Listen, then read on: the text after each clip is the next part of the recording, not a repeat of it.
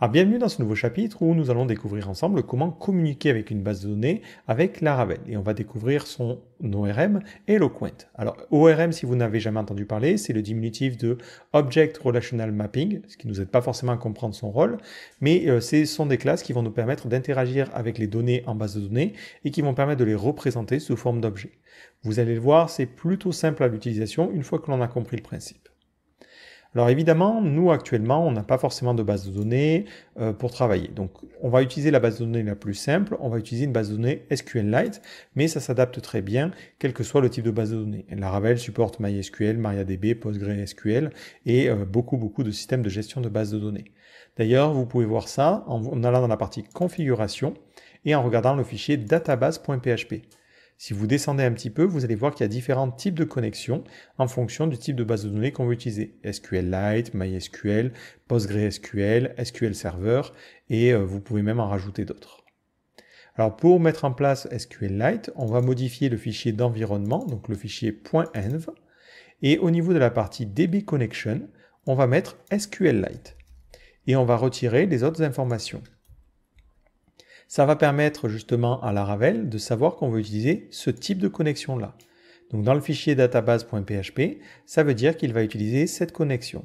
Il va utiliser le driver SQLite, il va choisir comme URL database URL, s'il ne la trouve pas, il ne va rien mettre.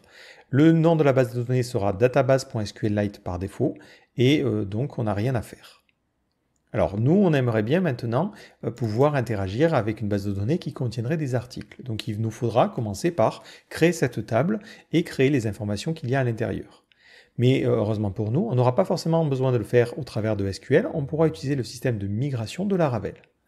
Alors pour cela, on va aller dans le terminal encore une fois et on va taper la commande php artisan make .migration.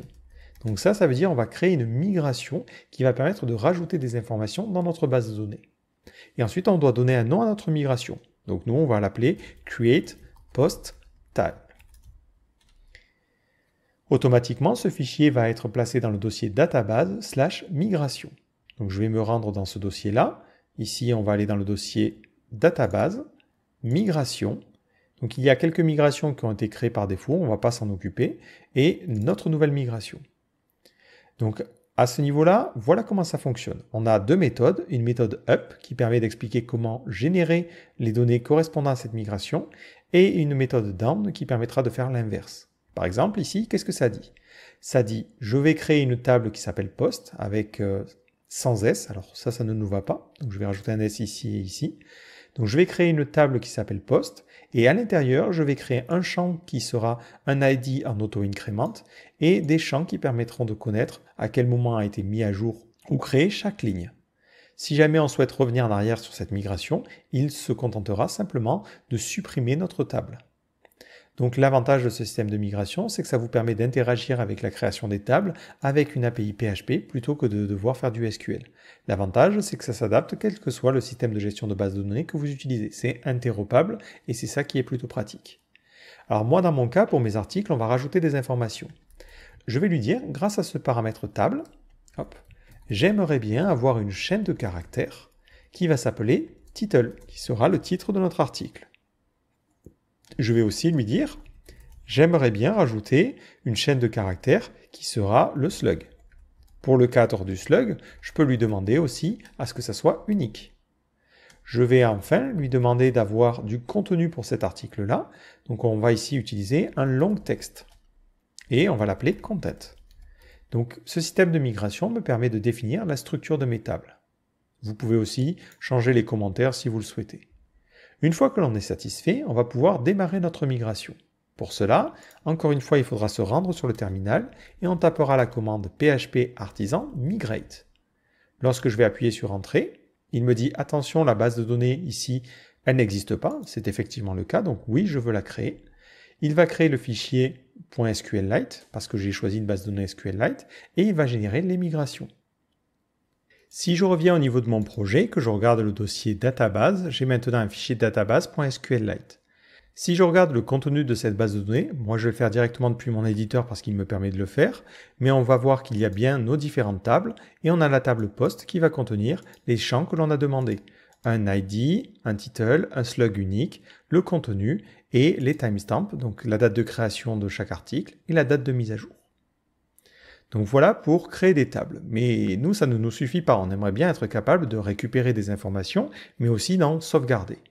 Donc c'est là qu'intervient un second composant qui sont les modèles. Alors les modèles, comme pour les migrations, on peut les générer en ligne de commande en faisant un PHP artisan make2.model et on va appeler le modèle post. Le nom du modèle correspondra au nom de la table au singulier. Il faut savoir que vous pouvez demander à Laravel de créer le modèle et les migrations en même temps en rajoutant un "-m". Moi j'ai choisi de décomposer ici pour vous montrer chaque chose l'une après l'autre pour éviter de faire trop de choses d'un coup. Alors automatiquement ça va créer un dossier dans app qui va s'appeler models et ensuite ça va créer notre fichier post.php. Dans ce fichier là on a peu de choses au final. Ça va étendre de la classe model. Cette classe elle provient de Eloquent. Donc ça c'est le nom de l'ORM qui est utilisé par Laravel. Et dedans on a un asFactory qui est un trait qui permet de générer des données. Mais bon, ça ne nous importe peu.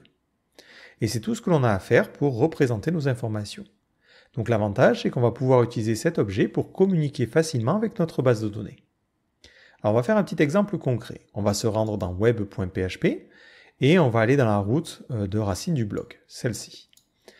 On a la possibilité de créer un nouvel article en faisant $post égale new post. Ensuite, une fois qu'on a initialisé cet article-là, je peux renseigner des informations dessus. Cet objet va avoir des propriétés qui correspondront au nom des champs dans notre base de données. Donc je peux ici lui dire « J'aimerais bien que tu changes le title » et on mettrait mon premier article. J'aimerais bien ensuite que tu définisses un slug, donc slug égale mon-premier article. Et j'aimerais bien aussi que tu définisses un contenu, donc content, et on mettra mon contenu. Bon, c'est pas l'article le plus palpitant, mais c'est pour l'exemple. Une fois qu'on a rempli cet objet-là, on peut décider de le sauvegarder en base de données grâce à une méthode qui s'appelle save. Cette méthode est disponible directement au niveau de tous les modèles. Et elle permet d'enregistrer les informations en base de données. Ensuite, ce que je vais faire, c'est que je vais retourner post. Voilà. Alors on va aller faire un essai tout de suite. Je vais me rendre sur la partie /blog. Et qu'est-ce que je vois? Je vois qu'automatiquement, on me renvoie des informations, donc on me renvoie bien le title, le slug et le contenu, mais j'ai des champs supplémentaires.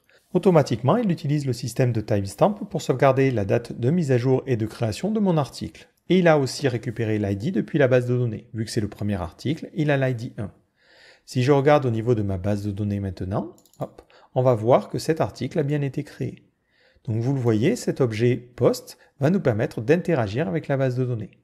Si je réactualise la page par contre, on va avoir une erreur parce qu'il va me dire « Attention, il y a un problème, je n'arrive pas à faire un insert into parce que j'ai déjà quelque chose qui correspond à ce slug-là. » Donc si je veux insérer un nouvel article, il faudrait que je change le slug. Et c'est ce que l'on va faire ici. Voilà, histoire d'avoir plusieurs articles dans ma base de données.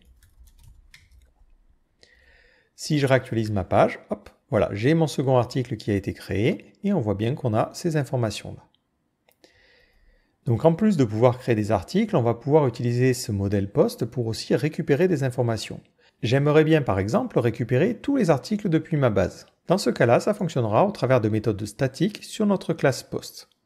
Si je lui demande de faire un return, je peux faire post, donc notre classe qui provient de modèle, et on voit qu'on a une méthode qui s'appelle all. Cette méthode va permettre de récupérer l'ensemble de mes articles. Si je réactualise la page, on voit que ça me donne un tableau avec le premier article qui a l'ID 1 et le second. J'ai la possibilité aussi de spécifier les champs que je souhaite utiliser. Par exemple, je peux lui dire en fait je suis intéressé que par l'ID et le titre de l'article. Dans ce cas-là, il ne récupérera que ces informations-là. Si vous avez besoin de regarder à quoi ressemble un objet, par exemple j'aimerais bien connaître le type de ce retour-là, plutôt que de simplement me contenter de le retourner, vous avez une petite méthode qui est plutôt pratique, qui s'appelle dd, comme die and debug, et qui vous permet de débugger une variable. Si je fais un dd de post, comme ceci, vous allez voir que lorsque je vais réactualiser, on va avoir cette présentation-là. Donc en fait, il va s'arrêter automatiquement à ce niveau-là, et il va vous afficher le contenu. Donc on voit que ma méthode all ici, elle renvoie quelque chose qui est de type collection, et à l'intérieur de cette collection, on a nos items. Chaque item dans mon tableau est un objet de type post qui est initialisé avec différentes informations. Donc si par exemple je souhaite récupérer le titre du premier article, je peux lui dire j'aimerais bien accéder à l'index 0 et j'aimerais bien récupérer le title. Et dans ce cas-là, il me donne le titre du premier article qui est celui-ci. Donc lorsque vous faites appel à la base de données, automatiquement il va faire ce que l'on appelle de l'hydratation et il va créer des objets de type article pré-remplis avec les données de la base de données. On rentrera un petit peu plus en profondeur sur ce qui se passe réellement en interne plus tard. Là, on fait que du survol, l'idée c'est de vous présenter un petit peu les différentes facettes du framework. Si vous vous demandez ce qu'est une collection, parce qu'on peut se demander effectivement qu'est-ce que c'est que ce truc-là, pourquoi ce n'est pas simplement un tableau, une collection c'est quelque chose qui se comporte comme un tableau mais qui contient des méthodes spécifiques. Par exemple, vous pouvez lui dire j'aimerais bien récupérer le premier élément. Ça, c'est une méthode sur les collections de Laravel qui vous permettent de récupérer le premier élément. On voit qu'on récupère le premier article, et si on regarde les attributs à l'intérieur, on a bien l'ID 1. Et vous avez comme ça plein de méthodes qui sont disponibles sur les collections et qui sont là pour vous aider à récupérer une information particulière. Mais pour l'instant, vous pouvez considérer que ça fonctionne comme sur des tableaux, c'est plus simple pour commencer. Donc en plus de la méthode all, vous avez aussi d'autres méthodes qui sont intéressantes. Alors pour l'instant, on va laisser le DD. Vous avez une méthode qui permet de récupérer un article en particulier, et cette méthode s'appelle find. Vous faites find et vous lui donnez l'ID de l'article que vous voulez récupérer, par exemple 1. Si je fais ça, automatiquement, je ne récupérerai qu'un article, celui qui correspond à l'ID 1. Si je lui demande de récupérer le deuxième article, je fais 2 et il me récupérera l'article numéro 2. Si je lui demande de récupérer l'article numéro 3, qui n'existe pas parce qu'on ne l'a pas créé, dans ce cas-là, il me renverra nul. Vous avez aussi une autre méthode qui s'appelle find or fail. C'est le même principe, sauf que plutôt que de renvoyer nul, dans ce cas-là, elle renverra une erreur si la donnée n'a pas été trouvée. Cette erreur sera automatiquement capturée par Laravel et correspondra à une page 404. Si je lui demande de récupérer l'article numéro 2, ça fonctionne bien. Donc ça peut être pratique si vous ne voulez pas exécuter la suite du code s'il n'a pas trouvé les enregistrements. Autre point intéressant, vous avez la possibilité, alors là ça va être plutôt pour le listing, d'utiliser la pagination. Vous pouvez utiliser paginate et dans ce cas-là, il va paginer les enregistrements. Et on va lui mettre une limite à 1 parce que vu qu'on a que deux articles, c'est pas terrible. Donc si je fais ça et que je regarde ce que j'obtiens en retour, j'obtiens quelque chose de type length where paginator. C'est quelque chose qui pourrait être utilisé à la fois dans les vues mais aussi dans la partie API pour générer des paginations. Si j'enlève mon DD et que je me contente de retourner mon length where paginator, on va voir que Laravel va être capable de le convertir et de nous l'afficher. Il nous dit ici, on est sur la page numéro 1, voilà les données, donc on a le premier article, voilà l'URL de la première page, l'URL de la dernière page, l'URL de la page suivante, les liens, donc il nous donne vraiment toutes les informations concernant la pagination. Si je mets dans l'URL un point d'interrogation page égale 2, automatiquement il nous dit tu es bien la page numéro 2 et il nous affiche ces informations-là.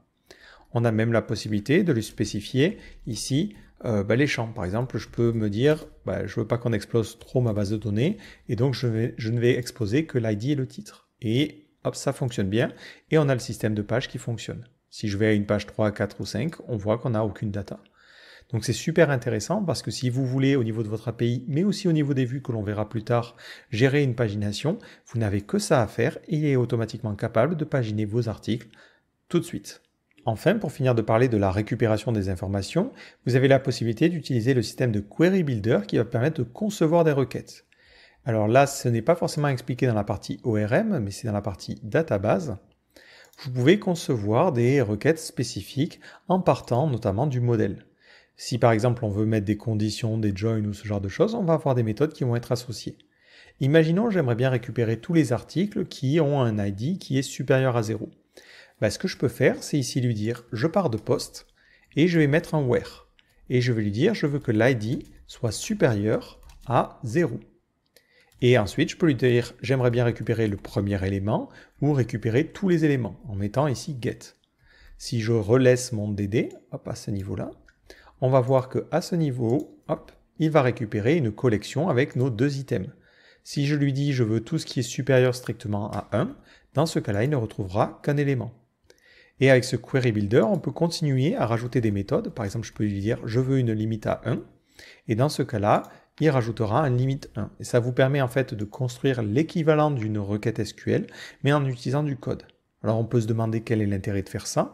Le principal intérêt, c'est que c'est lui qui va se charger de convertir ce code-là en une requête SQL valable, quel que soit le système de gestion de base de données que vous utilisez. Donc ça vous permet de passer de SQLite à MySQL par exemple plus facilement. Donc au niveau de ces requêtes, vous pouvez aller pas mal loin. Je vous invite vraiment à regarder la partie Query Builder, on en parlera un petit peu plus tard aussi, mais vous pouvez faire tout ce que l'on a classiquement sur une requête. On voit qu'on a des where, on peut rajouter des where combinés, dans ce cas-là il fera un and, vous pouvez faire un where or where pour ajouter des conditions, et il y a pas mal de choses que l'on peut faire au niveau de ces requêtes-là. Ça peut aller pas mal loin, mais l'idée c'est de reproduire les capacités que l'on a sur SQL, mais avec une API PHP. Alors on a parlé de la récupération, on a parlé de la création des articles, mais on n'a pas parlé de la modification. Alors si vous voulez modifier un article, alors la première approche qui est plutôt simple, c'est de récupérer un article en particulier. Donc moi ici par exemple, je vais récupérer notre article qui a l'ID 1. Je vais ensuite l'afficher, donc là on voit bien qu'on le récupère. Et si j'ai envie de changer son titre, il me suffit de faire post, title, on va mettre nouveau titre, et ensuite de lui demander, il faut que tu sauvegardes. Et il va être capable de détecter qu'on a modifié le title et il va modifier les informations en base de données. Si je regarde au niveau de ma base de données maintenant, j'ai bien ce nouveau titre. De la même manière, si je souhaite supprimer un enregistrement, il me suffit d'utiliser une méthode delete. Et cette méthode va se contenter de supprimer notre enregistrement. Si ici je réactualise la page, il me dit ici que le exists est à false parce qu'il vient de supprimer l'enregistrement et dans ma base de données, il n'existe plus. Donc voilà pour un petit peu les méthodes classiques. Alors il faut savoir que pour la création et la mise à jour, on a aussi quelques petites méthodes raccourcies. On a la possibilité d'utiliser au niveau de notre modèle post la méthode create. Cette méthode va prendre en paramètre un tableau avec les différents champs que je souhaite créer. Par exemple, je vais lui dire ici, on va mettre mon nouveau titre, on va mettre un slug qui sera nouveau titre, test, voilà. Et c'est tout, peut-être un contenu, nouveau contenu. Donc ça, c'est censé créer un nouvel article. Si j'essaie de réactualiser la page, on va tomber sur une erreur. On me dit « Add title to fillable property ». Alors par défaut, il y a une sécurité qui est mise en place sur Laravel, c'est que lorsqu'on essaie de créer un objet à partir d'un tableau, il ne l'autorise pas. Il faut préciser dans le modèle en question, donc dans notre modèle post, les champs qui sont remplissables de cette manière-là, au travers d'une propriété protégée qui va s'appeler fillable.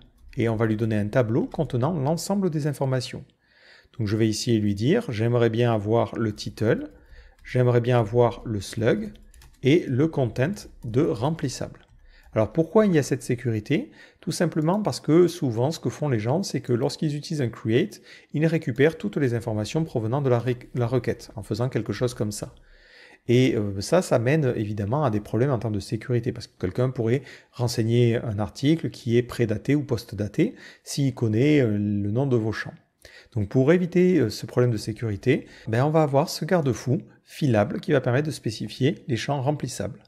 Alors de la même manière, on a une propriété qui représente la notion inversée, qui est la propriété guarded, qui permet en fait de définir les champs qui ne sont pas remplissables. Donc soit vous pouvez faire de cette manière-là avec une hololist qui vous permettra de spécifier ce que vous autorisez, soit vous pouvez faire l'effet inverse, c'est-à-dire autoriser tout et mettre spécifiquement, grâce à une banlist, ce que vous n'autorisez pas. Là, c'est à vous de voir en fonction de est-ce que vous allez dans votre code bien faire attention à ce que vous insérez ici ou non. Donc là, c'est à vous de voir en fonction de la situation. Je n'ai pas forcément une recommandation spécifique ici. Donc si maintenant j'essaie de réactualiser la page, automatiquement ça va bien créer l'article et ça va le pré-remplir avec les différentes informations que j'ai mis. Donc de la même manière que le create, vous pouvez aussi utiliser update lors d'un query builder. Vous pouvez lui dire tiens, j'aimerais bien récupérer tous les articles qui ont un ID supérieur à 1 et utiliser l'update dessus. Et dans ce cas-là, il mettra à jour tous les enregistrements qui correspondront à cette condition-là. Donc ça peut être intéressant si vous voulez faire un mass update et mettre à jour plusieurs éléments. Et vous avez la même chose au niveau du delete. Vous pouvez partir d'un query builder et lui demander de supprimer tout ce qui correspondrait à une condition spécifique. Alors si maintenant on prend notre exemple, nous dans notre cas, si on voulait vraiment créer une sorte d'API pour nos articles, on pourrait ici lui demander de récupérer toutes les informations. Donc on pourrait faire une pagination par exemple à 25 articles. Voilà. Et ensuite on renverrait cette pagination. Donc on pourrait se contenter à ce niveau-là de retourner ça. Et on voit que c'est extrêmement simple. Si je réactualise ma page, hop, j'ai bien mes articles comme ça qui ont, hop, alors je suis en page 3 donc forcément je n'ai rien, mais qui ont les informations. Si maintenant j'essaie d'accéder à cet article-là, hop, mon second article, et il a l'ID 2. Attention, c'est avec un petit tiret. Si je veux faire le code qui permettrait à ça de fonctionner, je pourrais lui dire à ce niveau-là, il faut que tu trouves l'article qui correspond à l'ID. Donc je ferai $post égale post. Je lui demande de faire un find et je trouve l'article qui correspond à l'ID passé par l'URL. Et ensuite, je retourne directement mon article. Pour le coup, le slug ne me servirait à rien. Si je veux que ça renvoie une erreur si aucun article ne correspond à l'ID, je fais simplement un find or fail. Si je réactualise la page, hop, ça fonctionne bien. Si je veux vérifier que le slug marche bien, imaginons la personne écrit ça, je peux à ce niveau-là lui dire, ok, est-ce que le slug qui est dans la base de données correspond au slug que j'ai reçu? Si c'est le cas, dans ce cas-là, on peut effectivement retourner l'article, mais si ce n'est pas le cas, j'aimerais bien que tu rediriges vers la bonne page. Pour faire une redirection, vous avez une méthode magique qui s'appelle toRoute. Donc là, je peux lui dire retourne to_route et j'aimerais bien que tu rediriges vers l'action blog.show et cette fois-ci, tu l'enverras avec le bon slug qui sera le slug que j'ai récupéré depuis la base de données et l'ID. Je peux utiliser l'ID depuis la base de données ou l'ID en paramètre, ça ne change rien. Si j'essaie de faire ça, on va voir que si j'essaie d'accéder à mon second article, il m'a automatiquement redirigé vers la bonne URL. Et vous voyez comment déjà, rien que ça, c'est extrêmement facile à mettre en place. Pour paginer les informations, j'ai une méthode magique paginate, et pour récupérer un article, j'ai ce find or fail, et c'est extrêmement facile et rapide à faire. Donc il y a encore pas mal de choses qu'on va devoir explorer sur l'utilisation des modèles, notamment on va parler des relations pour lier des articles par exemple à des catégories, mais pour l'instant on va s'arrêter là, ça fait déjà pas mal de choses à digérer, et je vous donne rendez-vous dans le prochain chapitre où on va parler des contrôleurs.